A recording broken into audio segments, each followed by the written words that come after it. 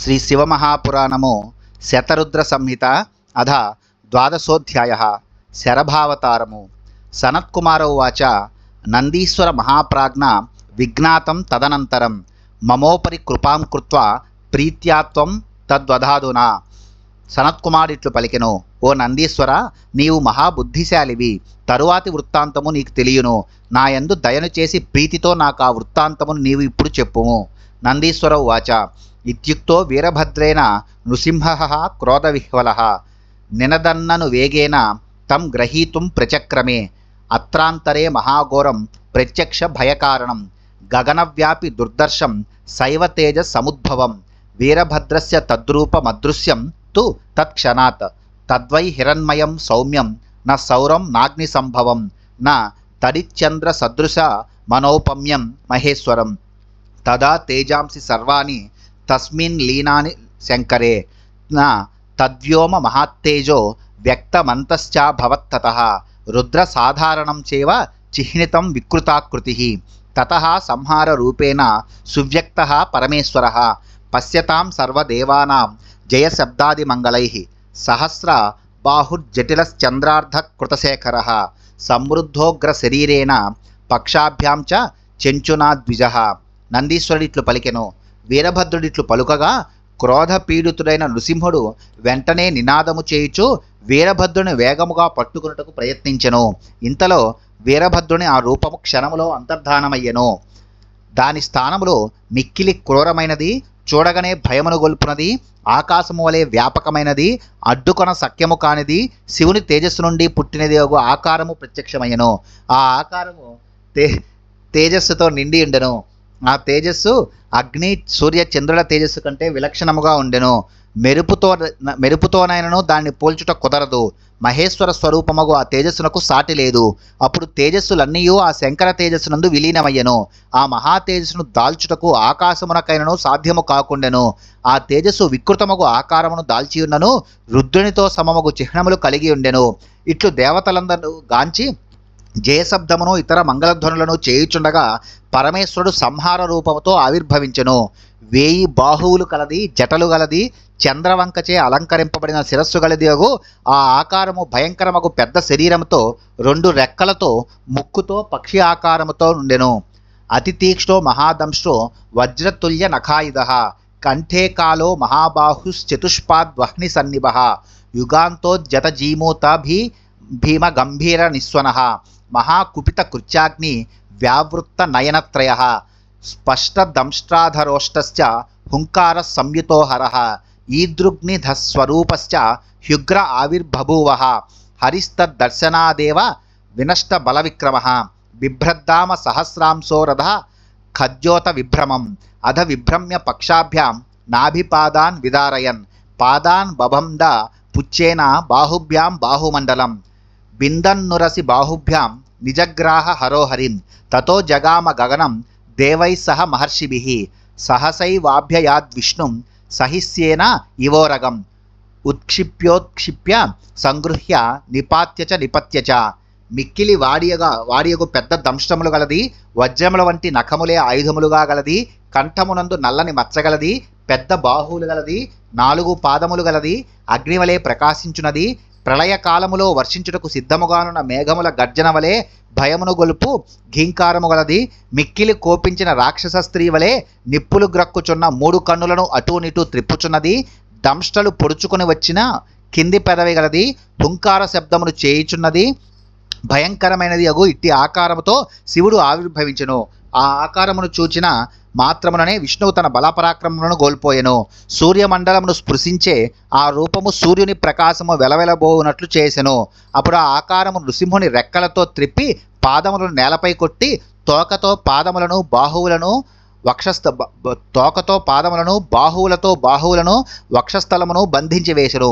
అప్పుడు శివుడు బాహువులతో వక్షస్థలముపై కొట్టి నృసింహుని ఒడిసి పట్టెను. కానీ నృసింహుడు దేవతలతో మరియు మహర్షులతో కూడి ఆకాశమునకెగసెను. అప్పుడు శివుడు వెంటనే విష్ణువు వెనక వేగముగా వెళ్ళి గ్రద్ద పామును వలె పట్టుకొని అనేక పర్యాయములు పైకి ఎత్తి నేలపై పారవేచెను.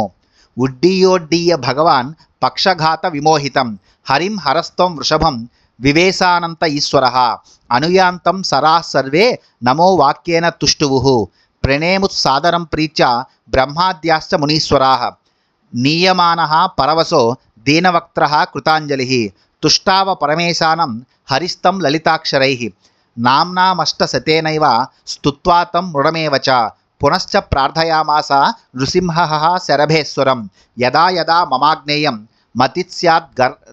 మతిస్యాద్ గర్వదూషిత తదా తదాపనేతవ్య త్వయైవ పరమేశ్వర ఏవం విజ్ఞాపయన్ ప్రీత్య శంకరం నరకేసరి నత్వా శక్తో భవద్విష్ణుర్జీవితాంత పరాజితః తద్వక్త్రం శేషగాత్రం తం కృత్వా సర్వస్వ విగ్రహం శక్తియుక్తం తదీయాంగం వీరభద్రః క్షణాత్తతః అద బ్రహ్మాదయో దేవాః శారభం రూపమాస్థితం తుష్టువుః శంకరం దేవం సర్వలోకైక శంకరం. గాలిలో ఎగురుతూ అనంతుడు ఈశ్వరుడు అగు హరభగవానుడు శ్రేష్ఠుడగు ఆ హరిని లాగుకొని పోయి తన రెక్కలతో కొట్టి మూర్ఛిల్లునట్లు చేసి ఆకాశమున ప్రవేశించెను.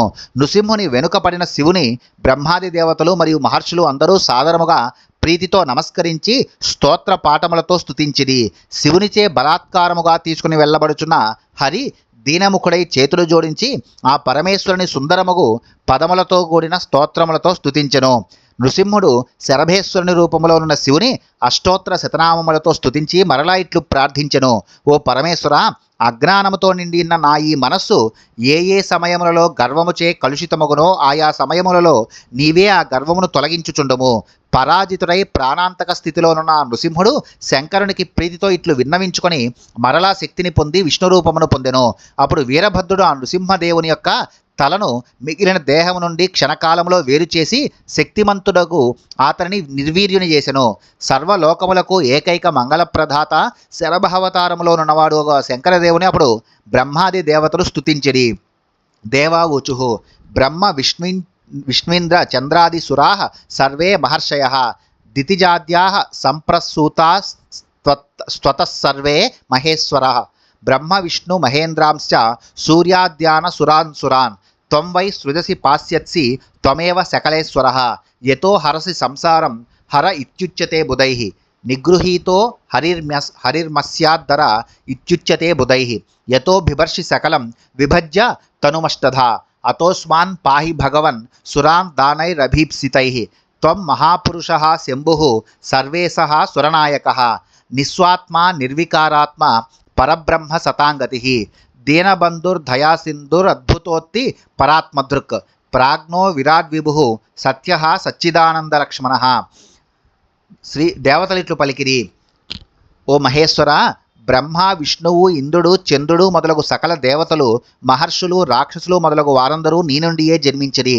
బ్రహ్మ విష్ణువు మహేంద్రుడు సూర్యుడు మొదలగు దేవతలను మరియు అసురులను నీవే సృష్టించి పాలించి ఉపసంహరించుచున్నావు. నీవు సర్వేశ్వరుడవు. నీవు సంసారమును పోగొట్టెదవుగాన నీకు హరుడు అని పేరు వచ్చినదని పండితులు చెప్పెదరు. నీవు హరిని నిగ్రహించినావుగాన హరుడైనావని పండితులు చెప్పెదరు. ఓ భగవాన్, నీవు నీ శరీరమును అష్టమూర్తులుగా విభజించి బ్రహ్మాండమునంతను ధరించి ఉన్నావు. కావున దేవతలమగు మమ్ములను అభీష్టవరములనిచ్చి కాపాడుము.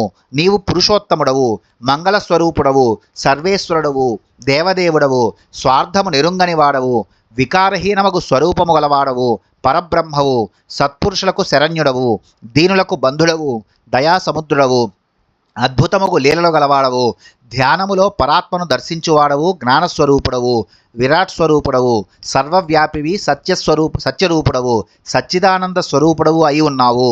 నందీశ్వర ఉవాచ ఇత్యాకన్య వచ శంభుర్దేవానాం పరమేశ్వరః ఉవాచ తాన్ సురాన్ దేవ మహర్షీంశ్చ పురాతనాన్ యథా జలం జలే క్షిప్తం క్షీరే క్షీరం ఘృతే ఘృతం ఏక ఏవ తథా విష్ణుః శివే లీనో న చాన్యథా ఏకో విష్ణుర్నృసింహాత్మ సదర్పశ్చ మహాబలః జగత్ సంహారకరణే ప్రవృత్తో నరకేసరి ప్రార్థనీయో నమస్తస్మై మద్భక్తైః సిద్ధికారిభిః మద్భక్త ప్రవరశ్చైవ మద్భక్త వరదాయకః ఏతావదుక్త్వా భగవాన్ పక్షిరాజో మహాబలః పశ్యతాం సర్వదేవానాం తత్రైవాంతరధీయత వీరభద్రోపి భగవాన్ గణాధ్యక్షో మహాబలః నృసింహకృత్తిం నిష్కృష్య సమాదాయ యయౌ గిరిం నృసింహకృత్తివసనస్తదా ప్రభృతి శంకరః తద్వక్త్రం ముండమాలాయాం నాయకత్వేన కల్పితం నందీశ్వరుడు ఇట్లు పలికెను. పరమేశ్వరుడు శంభుడు దేవతల ఈ మాటను విని ఆ దేవతలను, దేవర్షులను మరియు పురాతనులకు మహర్షులను ఉద్దేశించి ఇట్లు పలికెను. జలమును జలములో, పాలను పాలలో మరియు నేతిని నేతిలో పోసినచో అవి ఏకమగును. అట్లనే విష్ణువు శివునిలో లీనమై ఏకమగును. ఈ విషయంలో సందేహము వలదు. విష్ణువు నృసింహ రూపమును దాల్చి మహాబలముచే గర్వితుడై ఒంటరిగా జగత్తును సంహరించే కార్యమును ఆరంభించబోయెను. నృసింహునకు నమస్కారము. ఈ నృసింహుడు నిశ్చయముగా సిద్ధిని పొందు నా భక్తులచే ప్రార్థింపగలడు. నా భక్తులలో శ్రేష్ఠులకు ఈతడు నా భక్తులకు వరములనీయగలడు. మహాబలశాలియగు పక్షి రూపములోను నా భగవానుడు ఇంత మాత్రమే పలికి దేవతలందరూ చూచుచుండగా అతటనే అంతర్ధానమయ్యను. గణాధ్యక్షుడు మహాబలవంతుడు వీరభద్ర భగవానుడు కూడా నృసింహ చర్మమును ఓడబీకి దానిని తీసుకుని కైలాసమునకు వెళ్ళెను. ఆనాటి నుండి శంకరుడు నృసింహ చర్మను ధరించెను. నృసింహుని తలల మాలికలయందు ప్రముఖ స్థానములో గుర్చి ధరించెను. తతో దేవా నిరాతంకా కీర్తయంతః కథామిమాం విస్మయోత్పుల్ల నయనా జగ్ముహు సర్వే యథాగతం. య ఇదం పరమాఖ్యానాం పుణ్యం వేద రసాన్వితం పఠతి శృణుయాచ్చైవ సర్వాన్ కామానవాప్నుయాత్. ధన్యం యశస్య మాయుష్యమారోగ్యం పుష్టివర్ధనం సర్వ విఘ్న ప్రశమనం సర్వవ్యాధి వినాశనం దుఃఖ ప్రశమనం వాంఛా సిద్ధిదం మంగళాలయం అపమృత్యుహరం బుద్ధిప్రదం శత్రు వినాశనం. ఇదం తు శరభాకారం పరం రూపం పినాకినః ప్రకాశనీయం భక్తేషు శంకరస్య చరేషు వై తైరేవ పఠితవ్యం చ శ్రోతవ్యం చ శివాత్మభిః. నవదా భక్తిదం దివ్యం అంతఃకరణ శుద్ధిదం శివోత్సవేషు సర్వేషు చతుర్దశ్యష్టమీషు చ పఠేత్ ప్రతిష్టాకాలే తు శివ సాన్నిధ్య కారణం. అప్పుడు తొలగిన దుఃఖములు గల దేవతలు ఆశ్చర్యముతో విప్పారిన నేత్రములు గలవారై అందరూ ఈ గాథను కీర్తించుచు వచ్చిన దారిన వెళ్ళిరి. శ్రేష్టము పుణ్యము వేదసారముతో కూడినది ఈ వృత్తాంతమును చదువువాడు మరియు వినువాడు కోర్కెలనన్నింటినీ పొందును. ఈ గాథ ధన్యమైనది. యశస్సును ఆయురారోగ్యములను ఇచ్చి పుష్టిని వర్ధిల్లజేయునది. విఘ్నములనన్నింటినీ పోగొట్టునది. వ్యాధులనన్నింటినీ నశింపజేయునది. దుఃఖములను పోగొట్టునది. కోర్కెల నీడేర్చునది. మంగళములకు నిలయమైనది. అపమృత్యువును పోగొట్టునది. బుద్ధిని ఇచ్చి శత్రువులను నశింపజేయునది. పినాకియగు శివుని యొక్క శ్రేష్టమగు ఈ శరభావతారమును శంకరుని భక్తులలో మరియు పూజకులలో ప్రచారమును చేయవలెను. శివస్వరూపులకు వారు మాత్రమే దీనిని పఠించవలెను. ఈ దివ్యగాథ నవవిధముల భక్తిని కలిగించి అంతఃకరణమును శుద్ధి చేయును. శివోత్సవములన్నింటియందు చతుర్దశి నాడు, అష్టమి నాడు ఆలయ ప్రతిష్ఠ చేయు కాలములో దీనిని పఠించినచో శివుని సన్నిధి లభించును.